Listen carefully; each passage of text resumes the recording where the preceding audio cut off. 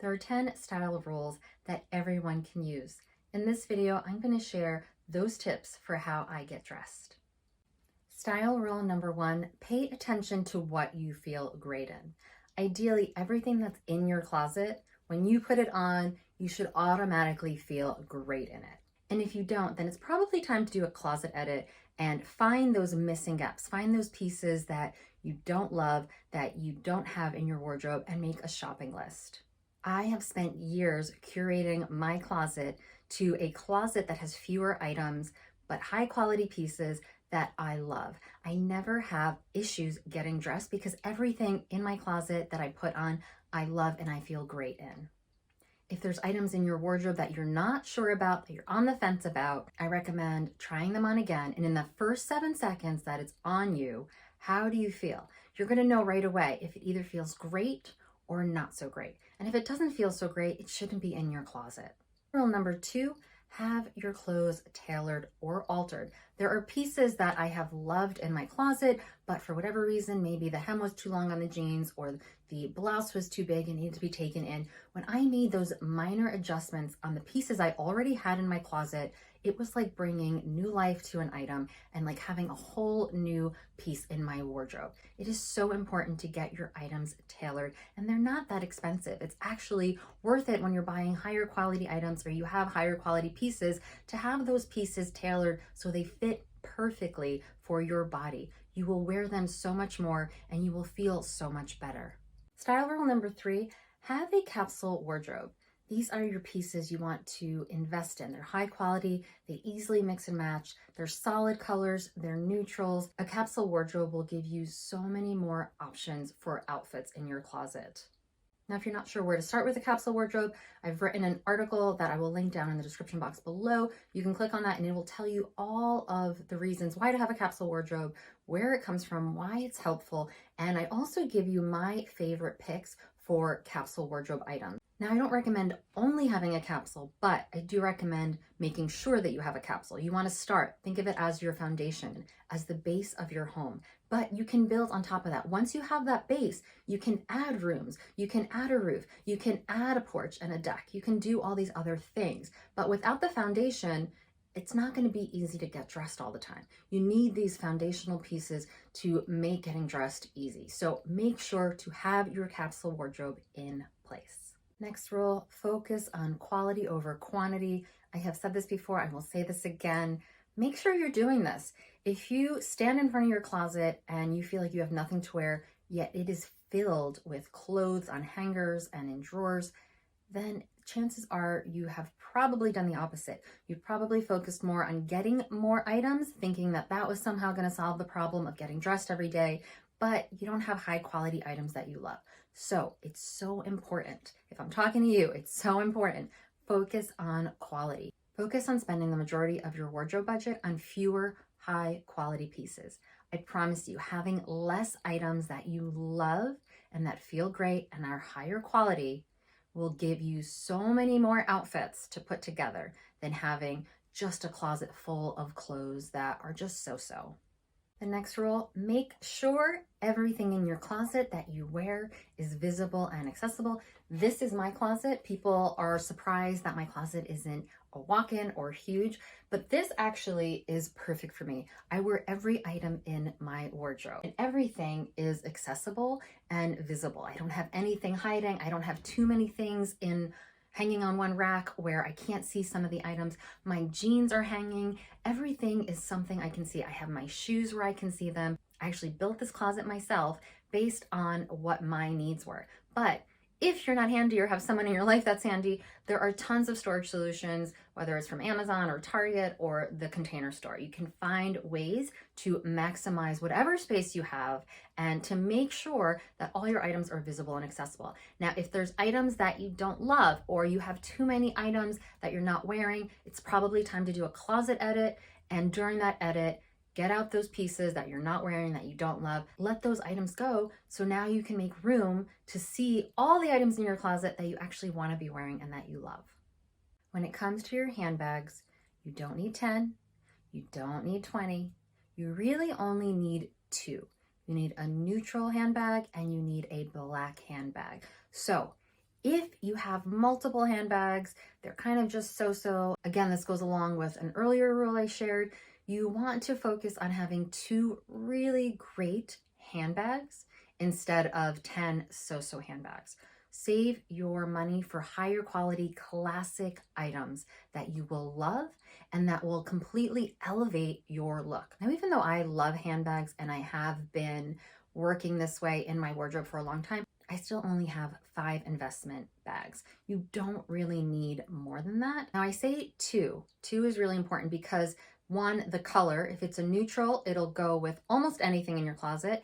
And if it doesn't, the black will go with it. So a neutral is a beige, it could be a pale gray, it could be a navy, it could be a nude, it could be a blush. That's my preference for a neutral bag, but it's something that will go with almost everything in your wardrobe. And what your neutral bag won't go with, your black one will. So I recommend having these 2 bags over having multiple bags that are just so-so. And when you're thinking about a style of these bags, again, you want to make sure they're classic so that they'll last for a long time, the investment will last, but you also want to make sure that it's a style that can easily go from day to night. So a style that I recommend a lot is a crossbody. Crossbody bags typically will go from day to night easily. If you're thinking of one of these 2 bags as a clutch, for example, a clutch isn't really for daytime. A clutch is more for evening, and it's not going to be as versatile as a crossbody bag. So I'd recommend starting with your 2 investment bags in a crossbody bag shape or a shape that can easily go from day to night for your lifestyle. Next style rule, and this is something that I do, I keep a list. I actually keep it on my phone, but a list of the items that are missing from my wardrobe when something's missing. So right now I am in need of a new pair of black sandals. My last pair I can still wear, but they're about 6 years old and I'm kind of ready for a new pair. And so that is on my shopping list right now. So this rule is having a shopping list, making sure that you have all the gaps in your wardrobe filled with items that you love. Now, when I say gaps, I mean if you are in need of a nude heel, you have an event, you have somewhere you're going, a nude heel is one of those items that I recommend every woman has. It doesn't have to be a stiletto, it could be a block heel, but it's one of those items that you will get a lot of use out of. So say you don't have that shoe, I would put that on your shopping list. Another good guideline to follow about what items you are missing from your closet if you're not sure is when you're going to get dressed in the morning, you're going to get dressed for an event or somewhere you're going, if there's something you don't have, something that's missing, say it's, oh, I need a black shoe with this outfit needs a black shoe, but you don't have the black shoe. That goes on your shopping list. Or, you know, it's colder outside, but it's those in-between months where you need a little something, but it's too warm for a jacket, but your black cardigan, it has a hole in it, so you're not going to wear that. Well, a new black cardigan goes on the shopping list. Have a running shopping list so that when you're shopping, you're not just buying anything. Unless you have all your foundation pieces in place and you're very conscious of what you have in your wardrobe, then I would say yes, you don't need a shopping list or, you know, just have a general list. But for most of us that are watching a style video, most of us in our lives, we need a little extra help. We need a little extra reminder. Keeping a shopping list of items that are missing from your wardrobe is really helpful to, 1, save time and money, but also make it easy to get dressed. The next style rule I recommend is balancing your outfit proportions. I've talked about this before, but basically you want to make sure your outfit is balanced. You don't want it to be tight from head to toe. You don't want it to be oversized from head to toe because both of those don't typically work. So I would recommend if you're going to do a blousey top like the one I have on, you want to wear something more fitted on the bottom, whether it's a legging, a fitted jean, or even a fitted skirt. You want to balance those proportions. If you have something looser on the bottom, like a midi skirt that's kind of pleated and more flowy, you want more of a fitted t-shirt on the top or a fitted blouse or tank on the top. That will help balance your proportions. My next style rule that I always follow is be overdressed as opposed to underdressed. I don't know about you, but I personally love when I have somewhere to go, somewhere special, and I can dress up. Sometimes if it doesn't have a dress code or you're not sure what's appropriate, so you're going out to a restaurant or over to a friend's for dinner, you're not totally sure what to wear, I would err on the side of a little bit more overdressed. I personally feel more confident when I'm a little bit overdressed versus if I'm underdressed. I've gone places before where I didn't really know what the dress code was and I've been a little underdressed and I felt very uncomfortable. personally. But if I've gone somewhere and I'm slightly overdressed than other people, I just think it just speaks more about who I am. Last style rule that I live by and I use to get dressed and took me a long time to stick with is to always bring a layer for warmth.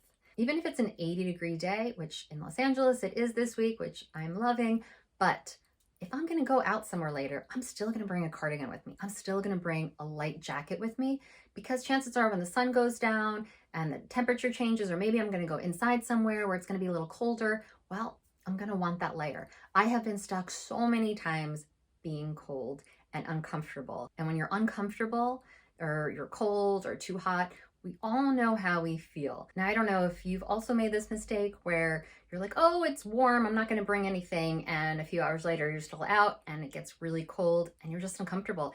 You're not gonna engage with the world and the people you're with as much as you would if you were comfortable. So this is something I've learned after years for my personal life, that I'm always going to bring a layer with me, a cardigan or a little jacket, something I can roll up and easily put in my bag or just kind of drape over my bag, but something that is going to make sure I am comfortable. And 9 times out of 10, I do end up using it. So those are my 10 style rules that I live by and that help me get dressed. And I hope they're helpful for you as well. If you're new here and you enjoyed this video, make sure to subscribe for new videos every Thursday, and go ahead and click that like button if you did enjoy this video and you got some good tips. That way other people looking for the same kind of content can also benefit from my videos. So thanks so much for being here. I really appreciate it, and I will see you in the next video.